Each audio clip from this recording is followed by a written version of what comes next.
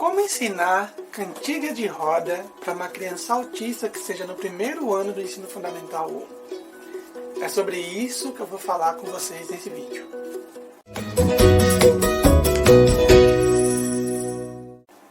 Olá pessoal, tudo bem? Eu sou o professor de Cássio, sou pedagogo, sou especialista em autismo e nesse vídeo eu quero mostrar para vocês como eu ensino cantiga de roda para uma criança autista que esteja no primeiro ano, tá bom? Você que é profissional da saúde, educação, você que é familiar, precisa ter uma coisa em mente. Quando você vai ensinar qualquer coisa para uma criança, você precisa ter um objetivo.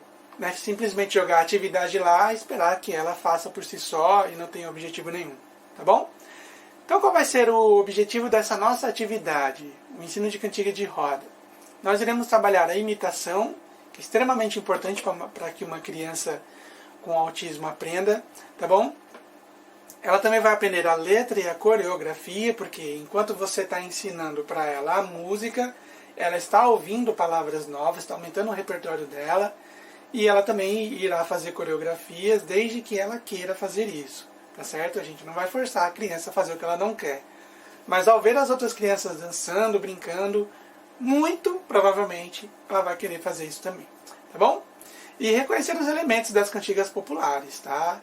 Então, dentro da música, ela vai reconhecer alguns elementos importantes, algumas palavrinhas como sapo, como pé, chulé, etc. Uma coisa muito importante é que a criança vai praticar a linguagem, tá bom?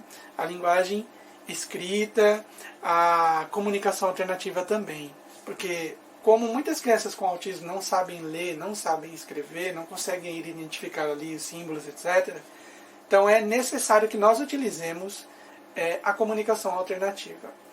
A comunicação alternativa que eu irei usar aqui nesse vídeo com vocês é uma comunicação padrão, porque você pode estar utilizando algum tipo de comunicação alternativa que não seja aquela que eu vou apresentar aqui. Portanto, eu sugiro que você coloque elementos novos, aqueles elementos que o seu filho, aluno ou paciente está familiarizado, e entenda que a que eu vou usar aqui é apenas uma comunicação alternativa para mostrar para você como você deve aplicar a brincadeira, tá bom? Quais são os materiais necessários que você vai utilizar? Óbvio, é uma música, então você vai usar uma música. Pode ser através do celular, pode ser através de um DVD, se você tiver aí, computador, som, televisão, etc. Não importa. O importante é que você utilize a música e você utilize os instrumentos necessários da forma correta e levando sempre em consideração a necessidade da criança. Tá certo? Veja se a criança consegue entender, se ela consegue participar da brincadeira. Você precisa levar tudo isso em consideração para que você não estresse a criança, não acabe causando uma crise nela e ela queira fugir da brincadeira. Tá bom? Quais são as dificuldades que eu encontro como professor quando eu vou ensinar esse tipo de atividade para crianças com autismo? As crianças que eu atendo hoje em dia já estão mais acostumadas com a maneira como eu ensino, etc. Mas quando a gente se depara com uma criança nova, que a gente não conhece direito, não sabe como ela age, essas dificuldades que eu vou falar são as que geralmente acontecem, tá bom? A primeira dela é a criança não querer participar. Isso é geral, tá? Todas as vezes que eu me deparo com uma criança com autismo nova e apresento algum tipo de brincadeira nova que ela ainda não está acostumada, ela não vai querer participar, geralmente. Os meus alunos já estão mais tempo comigo, participam de todas, porque a gente já está um bom tempo juntos, e eu já sei mais ou menos quando eles vão se estressar, vão ter crise ou não. Tá? Mas pode ser que seu aluno não tenha crise, pode ser que seu aluno queira participar, então aí, ótimo, é só avançar, tá bom? A outra dificuldade que eu geralmente encontro é que a criança fica muito inquieta, ela quer sair, etc. E quando você não tem esse manejo, você não entende muito bem por que a criança quer sair, o que pode estar causando crise nela, isso faz com que você fique um pouquinho perdido, principalmente ali no início, mas olha, o tempo, o contato, o tato e principalmente o amor vai fazer com que você saiba identificar aquilo que está impacientando, atrapalhando a criança e você vai conseguir avançar. Tá certo? Bom, vamos logo para a atividade. Como é que você vai organizar essa atividade? Primeira coisa que você deve fazer é fazer uma roda. Mas, professor, eu sempre devo fazer uma roda? Não. Dependendo de como é a sua dinâmica na sala de aula, você pode simplesmente fazer com que os alunos fiquem lá nas carteiras deles, cantar a musiquinha e a atividade rolar numa boa. Mas eu acho interessante fazer a roda, porque elas ficam ali sempre uma do lado da outra, tá certo? E isso é muito bom. Você vai começar a tocar a música e a cantar a música. Quando você começar a tocar a música e a cantar, cante em voz alta para que as crianças te acompanhem. Geralmente a maioria das crianças conhecem essa música, tá bom? A criança com autismo, ela pode ter várias reações, obviamente. Se ela tiver hipersensibilidade ao som, por exemplo, ela pode nem querer ficar ali na roda. Então é algo que você precisa prestar bastante atenção, tá certo? Mas se ela ficar, perceba se ela está acompanhando a música, perceba se ela tem essa intenção de acompanhar a música, para que posteriormente você possa usar outras estratégias aí, tá? Bom, qual que é a dica que eu vou dar para você? Então a música é: o sapo não lava o pé. Como é que você vai fazer com a criança com autismo? Aqui tem um exemplo e eu vou deixar esse material aqui na descrição do vídeo para que você baixe e possa utilizar também, tá bom? Então, ó, o sapo, você vai cantar e vai mostrar para a criança com autismo, de preferência se ela estiver do seu lado, ou se tiver um acompanhante terapêutico com você na sala, você pede para essa pessoa cantar para ela e apontar para ela essas coisas. Sugestão que eu sempre dou: cante a primeira vez para todos os alunos, tá? Sem a comunicação, e cante uma segunda vez com a comunicação, para que os seus alunos também se adaptem à comunicação que a criança precisa para se comunicar com os demais e entender as coisas. Tá certo? Cante 2 vezes. Então você vai cantar para a criança: ó, o sapo.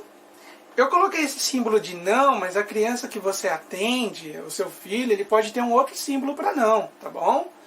Pode ter aquele símbolo que faz assim, vários símbolos. Então por isso que eu falei que eu vou usar uma comunicação alternativa aqui padrão, só para você ter um pouquinho de noção como é que você vai fazer. Você não vai colocar as frases para a criança com autismo acompanhar, porque provavelmente ela não irá acompanhar, dependendo da necessidade dela, do nível dela, tá bom?